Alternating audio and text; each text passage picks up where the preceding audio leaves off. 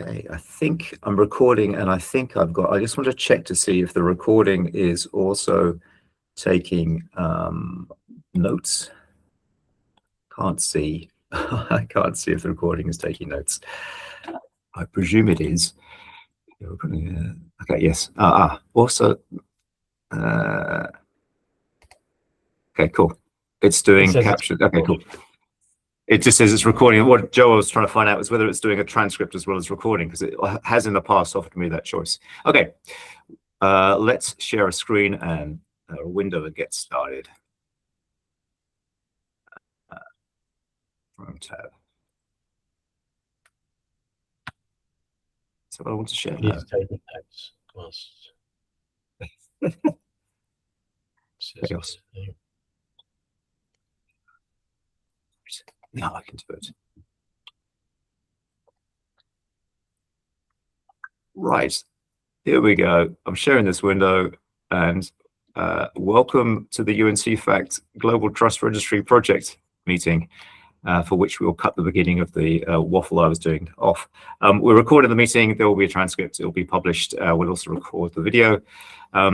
All of us on this call are well aware and are members of CEFACT and contributors, so we know the rules. We follow an open developer process, and we have rules around intellectual property rights and the open standards we develop. The links are there if those who are watching this want to pursue them. This meeting will follow the same pattern we've had for previous meetings. It may likely, I hope, be reasonably short to the point. We'll look at any previous issues we've had that we want to discuss. Those are typically inside the mergers, commits, and issues area. I have no updates, particularly on schedule and previous meetings to give, and then we'll have a discussion if we need it on any other business.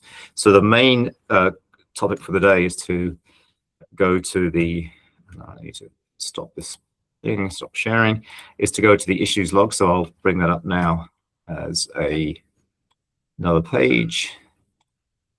Sorry for the jittery, I've only got one screen in front of me, so it turns out that's harder to do than I'm used to. Window, this window. So the main point we left from the last meeting was we did a merge of all the suggestions we had about improving the digital identity anchor glossary definition, which have gone into the live pages on the website. But we acknowledged that we had a comment from Hans Huber via email that we wanted to respect and include as an issue. So we raised an issue at the end of the last meeting. And in that issue, I've included Hans's comments from the email. And the main gist, I suppose, is this section here, where he's proposing a paragraph to replace the existing paragraph.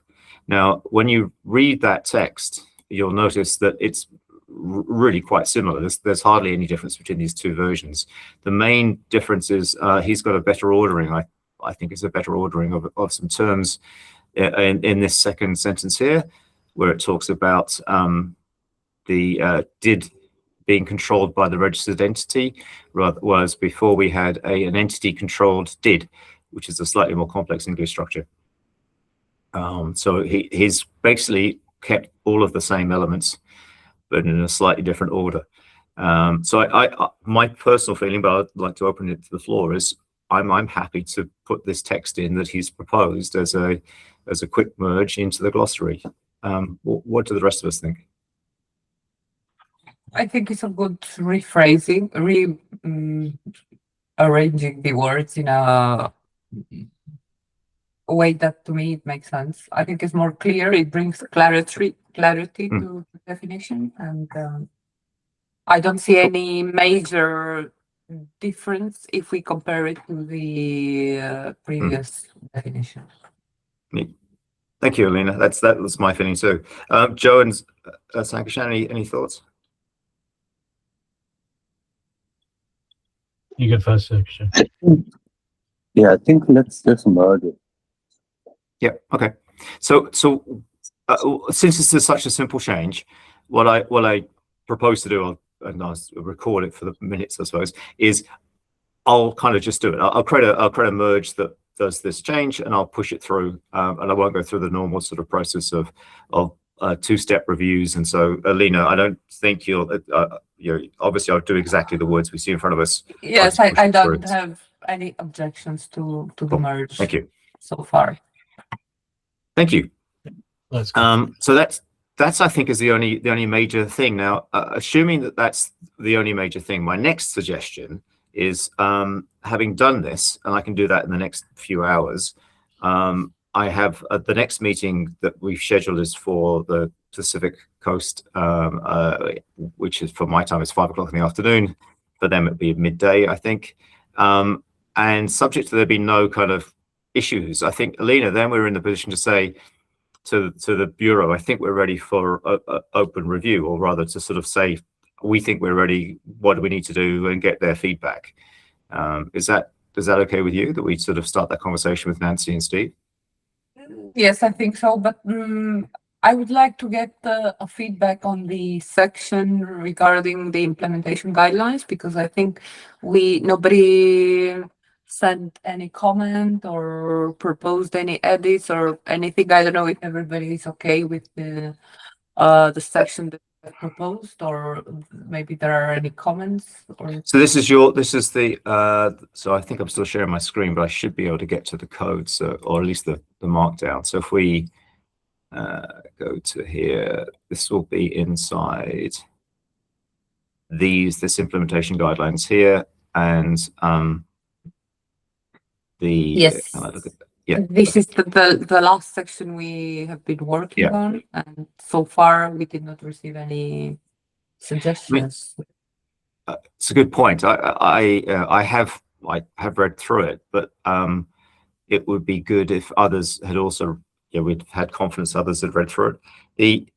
The other way to think about it is that if we suggest to the Bureau that we're ready for review, that doesn't mean we think we finished, right? That means it goes into a status of open review, and we can still change things if we think we need to, as long as there's nothing in that we already know is substantively going to change everything. We've declared we're open for review, and then we blitz it all. That would be wrong. Okay, but if we think we're ready, subject to minor tweaks, I think we can probably go ahead. But I do take your point, Joe and Sankishan. Have you had a chance to look at this content before?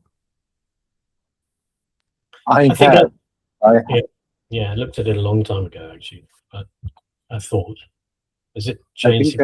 I took a look at it around the time when it was merged into the repo. I haven't taken a look at it since. I don't think there's been changes much to it. No, so you're right. I think, Alina, you wrote this effectively months ago now. Maybe when was that? 1 month ago at least. And really, this is the guts of what the Bureau may have thoughts about, rather than other people that are looking at the grid as a concept. So I think one way of thinking about this is that this is exactly the topic of why you want to go to public review, but why the Bureau needs to be part of that process. So we could, even in our communication to Nancy and Steve, I mean, Steve is the leader for this for us, but I think Nancy and Steve is probably a good combination, is to flag that point. That this, by the way, will include a recommendation or implementation guideline for building the grid. And that's probably an area for you guys to have a look at and think about and give us guidance on, as to how you think the best way is to proceed. So I think, subject to the call that I have later today at 5 o'clock in my time in the afternoon, let's connect to Steve and Nancy and say, we think we're ready for public review, but we'd like your feedback. By the way, there's a section on implementation guidelines. It's got this sort of meaning and this intent. Value your feedback and see what they say. Okay, I agree with that. Cool. Thank you. Yeah.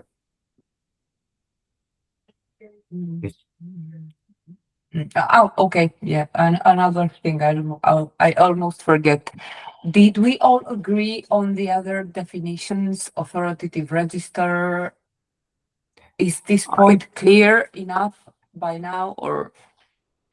I believe so. I think we've got a very I don't know if all the issues have been solved regarding the other definitions. Or... So if we look now in the glossary for those terms, we should find the terms that you've proposed and that we've included. And those are the terms that should be visible now on the website. So if we look for authoritative register and registrar, we have these two definitions that I think we worked on a few weeks ago now, and those should be the ones that you've proposed. I think what I think, Alina, is that others who read this hopefully will pay attention to the glossary, because it's quite an important specification of scope that we're making here, and it's the thing that ensures that the right kind of eligible registrars and registers get included, and that's important. So I'm comfortable with these terms now as they stand. Excuse me, you're now having a look again at the digital identity anchor definition. I see exactly one of the points Hans was raising. Let me check. Yeah, I think he did not understand exactly what we meant by providing functional equivalence to registry extracts in digital environments. I don't know if we should clarify this a little bit more, or how do you see it? So that's so the way I want to handle that is in the issue. So if I go back to the issue, so what Hans has given us is a proposed refinement of the wording, because he's got a better ordering of the words we already had, and then he's got a comment after that. So he's got this text here, and then he's got a comment. He's explained what his changes were, and then he's got a comment. What do you mean by this? So that comment or question can be answered in the issue by saying that the functional equivalence means this. So that we can suggest to refine the wording there, and then if we all agree, yeah. I don't think we need to. So it's reasonable that Hans has asked the question. It doesn't demand that we change the definition. Okay. Because this functional equivalence has a very precise meaning. It's not ambiguous. It means quite clearly means a thing. It means a thing that is functionally it does things the same way as something else. It means the same thing. So we've said that functional equivalence is the phrase used here. It's a trust for providing functional equivalence to registry extract. So we're saying it's the same as. It's so also a term. Sorry, it's a term that's not owned by us. So therefore we don't need to define it. Yes. We haven't made this term up. To be functionally equivalent. Yeah. So I think it's understandable that anybody might ask for. I don't yet understand what that means, but that doesn't mean we have to keep going ad infinitum, because someone might say, I don't know what an identifier is, and then you have to glossary of terms an identifier is this, or what does legal mean? Well, okay, legal means it's you end up never finishing. So I think it's okay, but we can because it's respectful, I suppose, explain what we mean in the issue. So we could say to Hans, we're incorporating a text as provided, and by the way, functional equivalence means this. And then basta così. Anyway, we can step forward and raise this issue parallel to the review. If it's felt, my preference is if there are dozens of Hanses that say, I don't know what functional equivalence means, we change the text, right? Okay. But if it's a one-off, then you don't. We have a politician who likes to say, please explain a lot. And Joe's not laughing yet, but anyway, yes, it's not always necessary to follow the one individual, but it's appropriate to be considerate. So anyway, we'll answer him in the discussion here in the issue, and we'll put his text into the glossary, and then we'll go forward. And yes, if he comes back again, it's a public review. So if he says, look, I'm still not sure what you meant by that, how about this wording? Well, okay, we'll consider it in the public review. Okay. Cool. There are some things that are worth discussing, maybe as any other business. I know I've got my screen being shared at the moment. I'll see if I can stop that. two things. I don't know, I can see you. It's better. Two things that I'll share quickly. One is UNTP, the specification is going to public review itself for the 0.7 version. 0.6 is already kind of stable. 0.7 is the next release that's been publicly kind of visible on the website for a while, but they're declaring it for public review, I think this week. And that's been approved by the Bureau. They're going to go ahead and do that. So what's happening in the background is that companies that have built the sort of tooling, as they call it, the set of tools to build UNTP compliant solutions, are retooling to meet the 0.7 standard. And that's going to take about 2 weeks. Zach thinks for the piece of work, at least, that he's doing.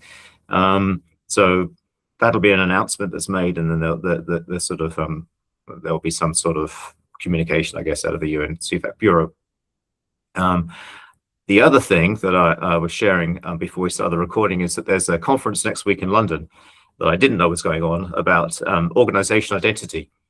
And Steve Capel and Nancy Morris are speaking at this conference. And so is Lucy Yang, who is a name that the two others on this call will know quite well. Lucy has worked with ICAO PKI and also with the UNDP, United Nations Development Program, on a worldwide COVID credential definition. She flagged to me that this conference was on. I pinged the conference people. They said, yes, you can come along on Tuesday. And then I found out that Steve is speaking from somewhere off the coast of Italy, and Nancy is staying in Vancouver, and they're both talking heads. So my hope to meet them in person may not be fulfilled. But I might see Lucy. Lucy is going to be there, I think, Joe. She's, to our surprise, Sankash and mine, she might be flying up from Canada. Probably she has other work she does, I think, in the UK, and I guess it's coincident with those things. So she should be out. So there's a conference where Grid is on the agenda. So if you bear with me for a second, I'll maybe find the link to the conference so that I can share that on the chat. It's team. It's called Building Trust in Digital Supply Chains with Organizational Identity, which sounds so relevant, doesn't it? Almost perfect, like someone knew with a... Excuse me, John, you said building trust with? Building trust in digital supply chains with organizational identity. Okay. Who's initiating the conference, John? And who's promoting the Digital Catapult? This is Eric. Maybe it's certainly Jamie Smith, and so let me get the right link. I've got a link that's Catapult is I think it's a government initiative. Yeah. Yes, I get that feeling. It feels like it's one of those sort of incubatory kind of. Yeah. I think so. Eric, can you? What's the second name? Can you click the link? I may have given you a link that's only to the registration process, or maybe it's my private one. I'll see if I can find another one. But I don't know if it. Yes, that might be the quickest way to do it. Oh no, that'll do. That'll do it. Yeah. Does it open up as a sort of page for the thing? Event Spark. Yeah, it shows register now. Yeah, it's gives everything there. And it gives you an agenda as well. So on the agenda, on the agenda, you got Nancy talking about from mind to market, how BC Digital Trust supports global traceability standards. And you got Steve talking about making existing identities digitally verifiable via the UN grid, Alina. He's talking about the grid, which is why I thought I should probably attend. So that's on Tuesday. Nancy Morris, they've missed up one hour, but that's okay. Fraser Edwards, obviously from Czech. They've missed an S and they've got an N. They've misspelled Nancy's name completely. No, it is Norris, but it's no R, and it's 2 R's, I think. Anyway, cool. Sankishan, you just posted something. Eric Jury, that's the guy. Yeah. And you've also got. Since Alina mentioned reading the implementation guidelines, I was just scanning through it, and I realized that I got confused between authoritative registrar and registrar, and ended up looking at the glossary. Oh yeah, There yeah, is a yeah. You're line right. in the I think you're implementation right. guide that probably needs to be modified to read registrar instead of registrar. Yes. Yes. Let's have a let's go back into the. I think you're right. Is that in the new? Is that in the existing? Where are we looking at with this, Sankashan? Is that's in the existing I'm glossary looking at definition? the 05 implementation guidelines markdown from the repository. Oh, okay. Okay. So the implementation guidelines has that. Okay, cool. All right. In that case, I think what all the work we've been doing with the glossary has probably been in parallel to the work you did on the implementation guidelines, Alina. Yes. And it could be that to reduce the risk of things getting kind of out of sync, we refer to the definition in the glossary in the implementation guidelines, rather than have like two definitions of it. I'll bring up the page. Okay, let me have a look at it. The glossary. So the glossary is Quite okay. possible, and just being stupid. So let's just sort it out. So it's so if I understand what you've said correctly, Sankashan, it's inside the implementation guidelines document, which is the one I'm looking at now. It is inside implementation guidelines under section 3.1, the first line under general legal position. Okay, so I can share my screen in a moment and share that 3.1. Share. I want to share. So this is the section that Sankashan's spotted. And in that section, there is a kind of repeat of the definition. I think it's right. Yeah. But what I'm also thinking, Joe, is that we can keep a short sort of statement here and say, refer to glossary or something, or use a link to the glossary term. Yeah, glossary is referred to, I'm assuming. Yeah. And then we don't need to worry about keeping them sort of all the words exactly the same in two different places. Yeah. Alina, does this make sense to you, what we've just said? Yes, totally. I was just having a look at the different terms and definitions from the glossary, because there are so many pretty similar that you really have to be precise. Yeah. So that's why I think. Yes, sir. Go ahead. The thing that I flagged was, if I remember, the definition of DIA that Hans had proposed. It says that the DIA is a verifiable credential that is issued by an authoritative registrar. This one that's correct. Register, which that's correct. Wrong. So it needs a fix here and a link to the glossary. Just remove it. Yes. Yeah. My preference is that we sort of have some text here that says something like see glossary for definition or something. So it could say implementations of DIAs, and then have a footnote or something, see glossary for definition. Sure, because I have to admit that even I myself get a little bit confused with these so many register. It's such a similar I sort of definitions. Yeah, because at the end, at some point, I was wondering, okay, so who is issuing the digital identity anchor, the registrar or so? The registrar. Well, it's the registry, Alina. I'm kidding. I want to apologize for the English language again, because it has these three very similar terms that can be used sometimes in something like the same context. But then again, we have only register and then authoritative register. So we have like a six. Yeah. So the logic of this, the sort of oh god, ontology or something, I don't know. The idea of this is that a register is just effectively a list managed by somebody. The manager of such a list is the registrar. They have the authority in their own little world to manage their list. So if I have a to-do list, I'm the registrar of my to-do list.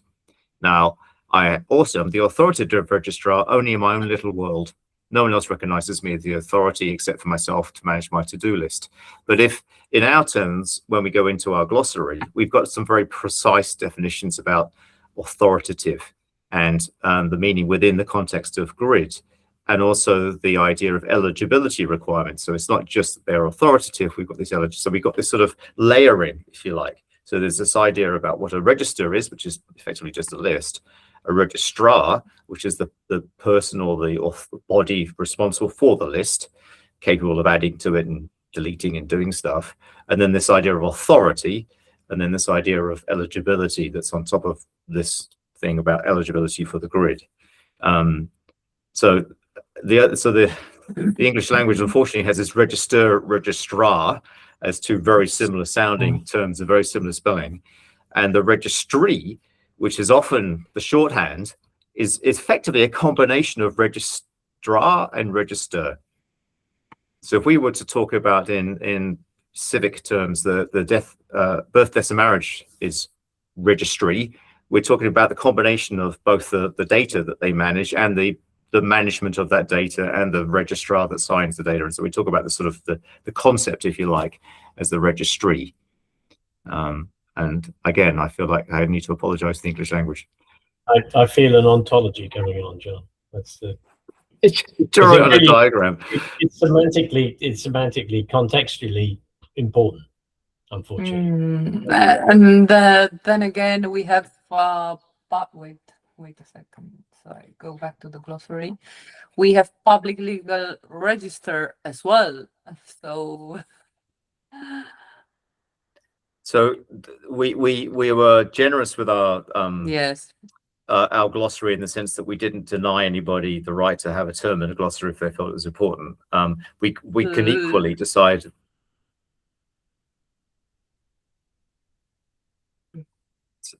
Go ahead.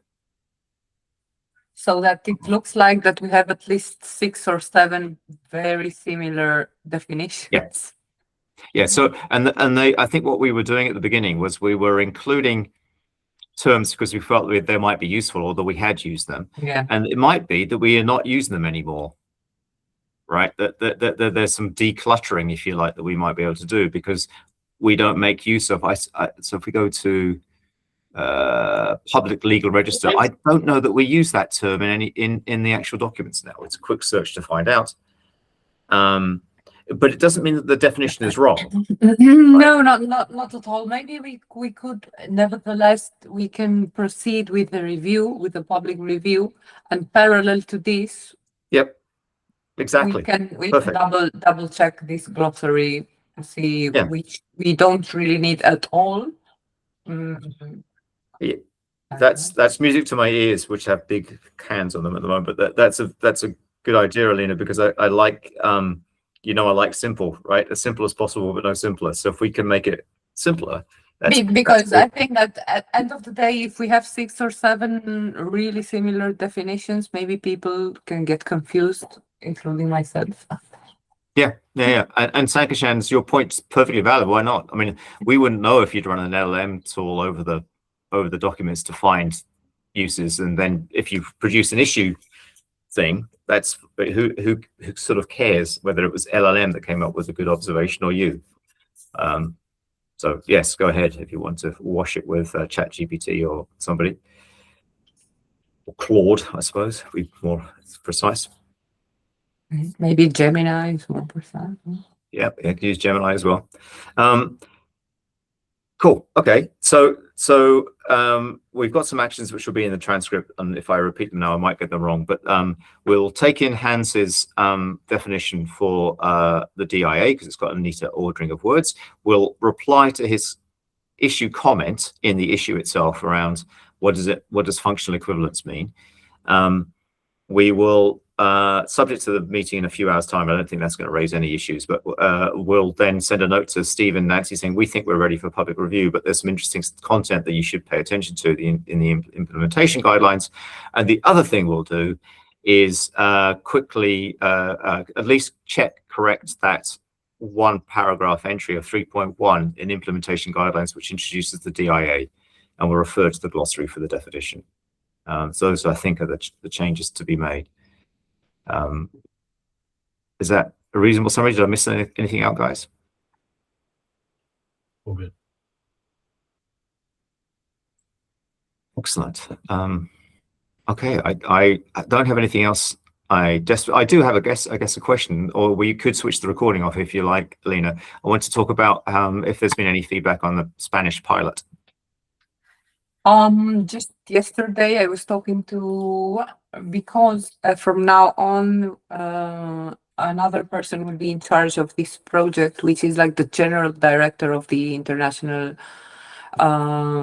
affair department, not European affair, because they consider that the project is bigger. It affects more country than only European Union. So now they switched to the other department, which is the international affair department. So I had to explain and pass all the documents to my colleague from the international affair department. Now our colleagues from the IT department, they're studying it and how it could work together, as I mentioned, with the We Build initiative, or actually with the wallets, how this could, let's say, from a practical point of view, how it would function, because they were wondering if this would be one more attribute of the wallet, or how. And I suggested maybe then a little bit further ahead, maybe in 1 week or 10 days or something like this, when they have time after they have studied all the documents, that we could organize another meeting with our colleagues from the IT department, and maybe you as well. And because they really need to understand, especially the concept, the digital identity anchor, they didn't get it so well. Cool. I'd be delighted, very happy to have another call. I'm sure we can ask if Steve is willing or able to join as well. And it would be good if Steve could join as well, because as I said, the main concern, as I see it, is this compatibility, or how it could work with the wallets. Actually, that's a good update. Thank you. And it's actually, I think, encouraging. Bizarrely, I know it sounds like there's another delay. You have to explain something to some other parts, but the idea that it's the international group that are interested is exactly correct. It's not just a European initiative. This is actually a global initiative. So perfect. That's a good thing. It might reduce the sort of feeling of complication that, well, how we're doing all this stuff with Europe, why are we doing this thing here as well? It sort of takes it off that, slightly off that agenda, albeit it still does need to align with the work with We Build and the wallet. On that front, I'm actually quite keen. Firstly, I think the technical implementation is sympathetic to is an and to the wallet. It's not a conflict with the wallet. There'll be ways to solve that problem.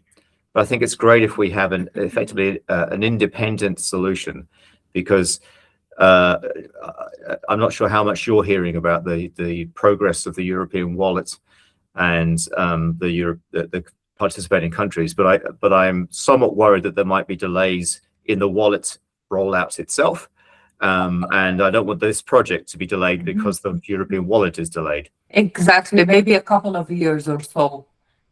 Yeah, and that would, yeah, so exactly right. So we don't want to be held up because the European wallet is being held up, because that's not our project. Yeah, this is my main concern as well, because they were asking, okay, is this aligned with the European wallet? Okay, then if it has the same role as the European wallet, then why do we need it? And I said, okay, it's not exactly the same role, and it's not European. So yes, yeah, and by the way, we're ready to go now. Not like you, but.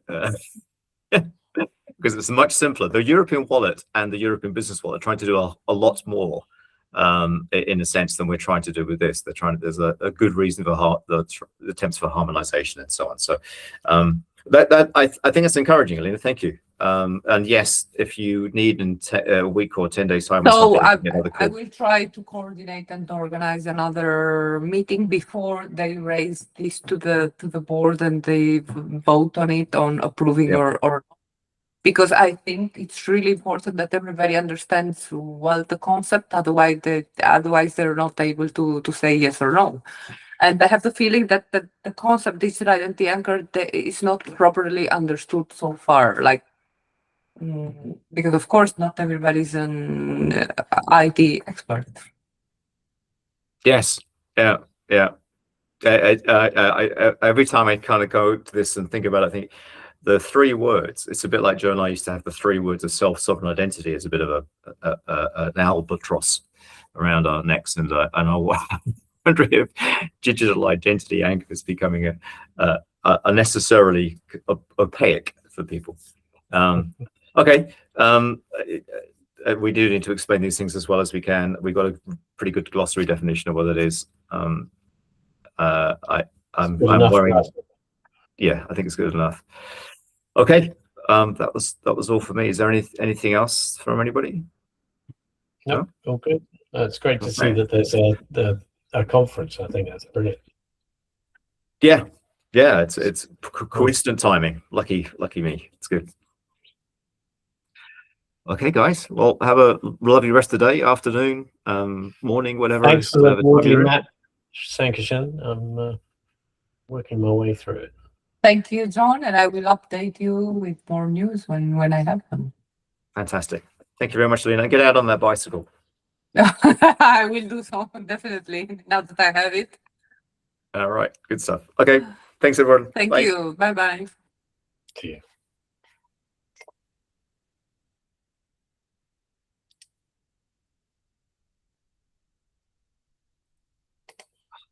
Why is this so bad?